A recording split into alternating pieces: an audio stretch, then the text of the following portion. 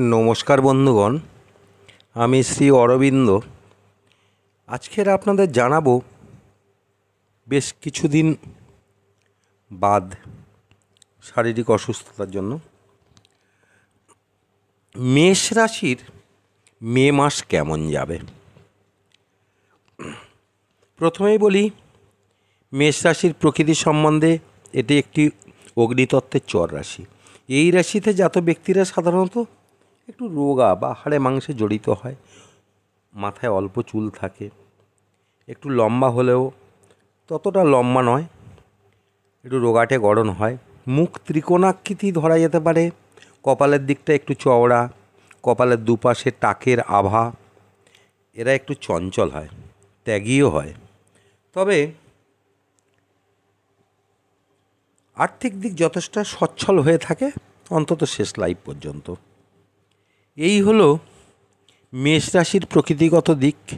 যাদের রাশি লগ্ন জানা নেই তারা হয়তো একটু নিজের সাথে মেলাতে পারবেন। আর একটা কথা প্রথমেই বলে রাখা ভালো, বা বলে রাখতে চাই, যে অনেকেই ভাবেন যে যে রাশিফল জানালাম তা মিলল না ঠিক মতো, এবং প্রায়ই কমেন্টস হয়, সেটার ভিত্তিতেই বলছি।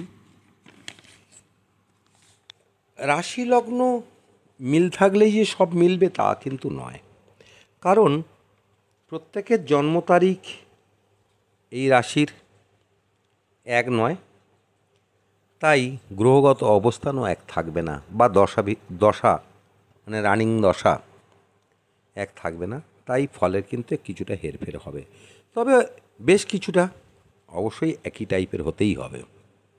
যাই হোক, এই গেল কথা। আর এবার একটু গোচরগত অবস্থায় গ্রহ কেমন থাকছে মে মাসে সেটা আপনাদের একটু জানিয়ে রাখি। প্রথমেই বলছি, রাশিতে থাকবে শুক্র এবং রবি।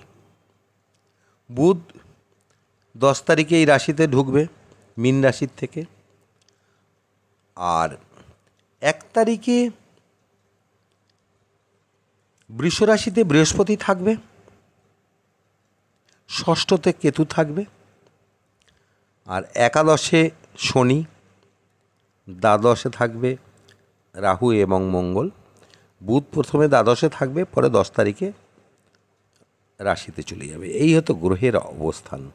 এই গ্রহের অবস্থান থেকে আমরা কি ফল পেতে পারি সেটাই আপনাদের জানাবো, জ্যোতিষশাস্ত্র অনুযায়ী আর কি।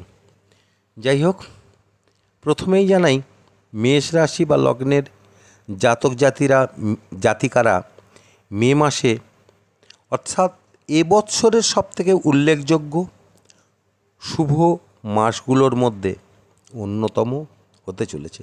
শুধু এ মাসের কথা বলবো না, বেশ কয়েক মাস তার মধ্যে থেকে উল্লেখযোগ্য মাস এটা।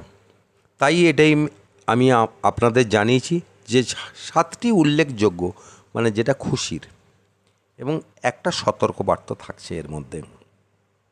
সব দিক থেকে শুভযোগ লক্ষণীয়। ধনপতি রাশিতে,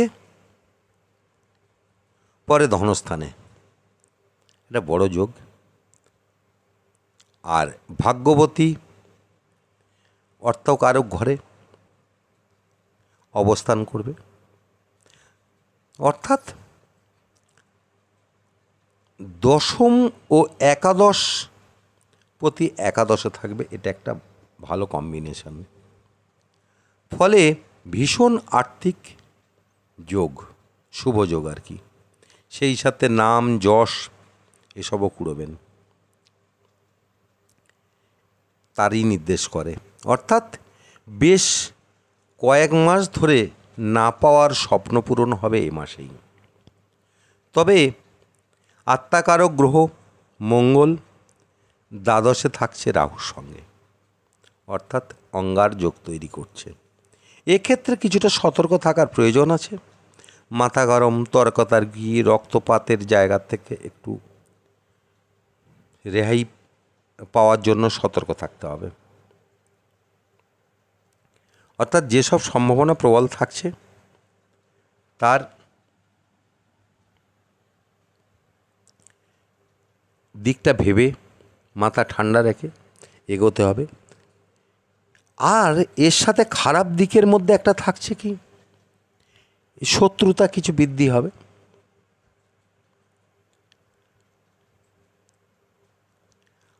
আর একটু অশান্তি, তবে বন্ধুবান্ধব থেকে কিছুটা বিচ্ছেদ হওয়ার সম্ভাবনা থাকছে, সেই যোগটাও দেখতে পাচ্ছি।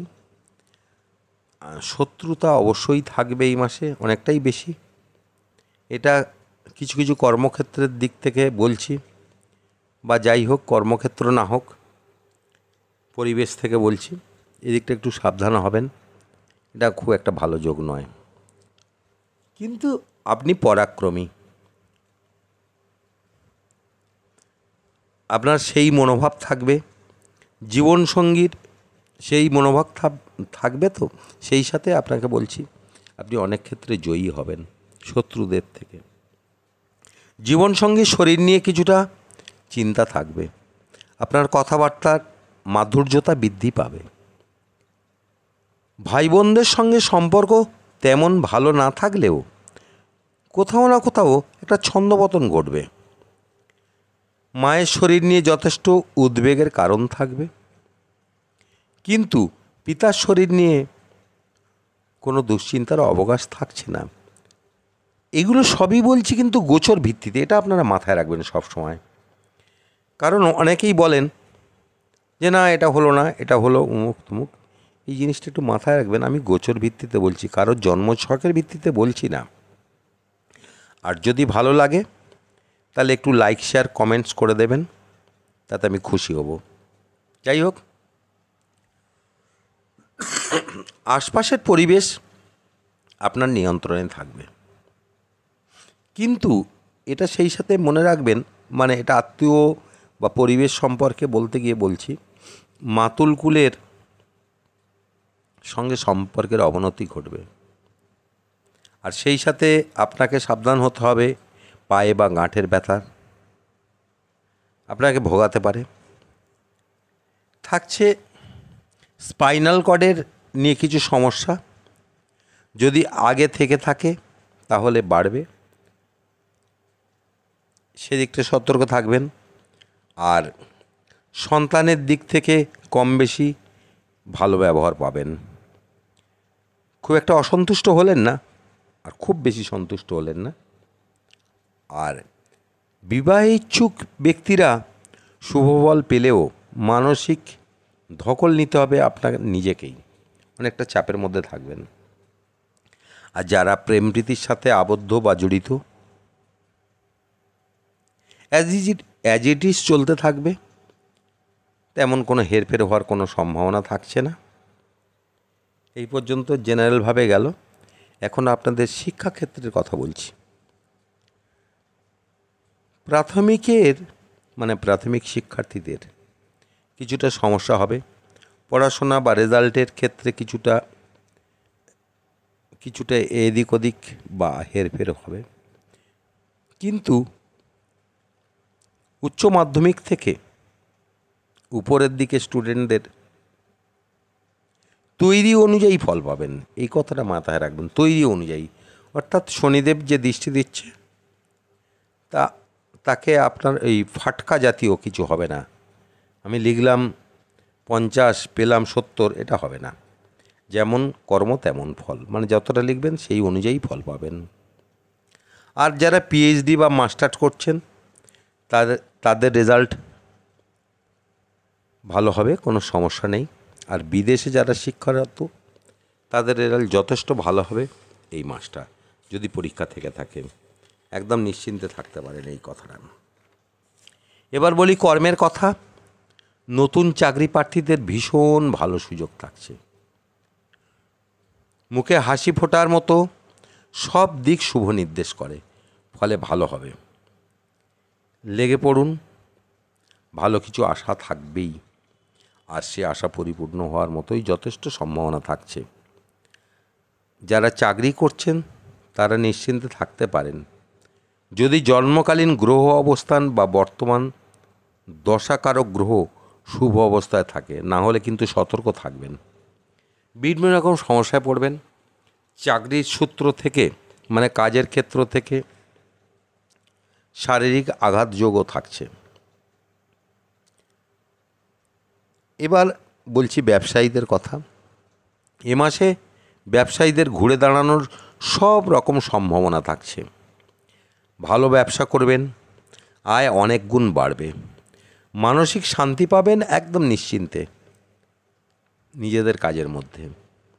আর যারা ম্যানুফ্যাকচারিং অর্থাৎ উৎপাদন শিল্পের মধ্যে আছে, ফিন্যান্স অর্থনৈতিক দিকে বা মানি লেন্ডিংয়ের কাজ করছেন, টাকা লেনদেনের জায়গাগুলো যারা করছেন, তারা সোনা মানে স্বর্ণ ব্যবসায়ী, সোনার উপর ব্যবসা, শৌখিন দ্রব্যের ব্যবসা, লৌহজাত দ্রব্য এবং তরল দ্রব্যের ব্যবসায়, এমনকি স্ট্রিমিংয়ের কাজে যারা আছেন, তারা প্রেস, বই খাতা, তাদের প্রত্যেকের ভালো চলবে, ভালো মানে ভীষণ ভালো চলবে।